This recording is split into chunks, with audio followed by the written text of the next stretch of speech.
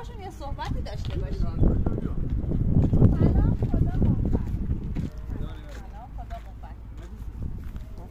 سلام. چند وقت تو صفین؟ چند ساعته؟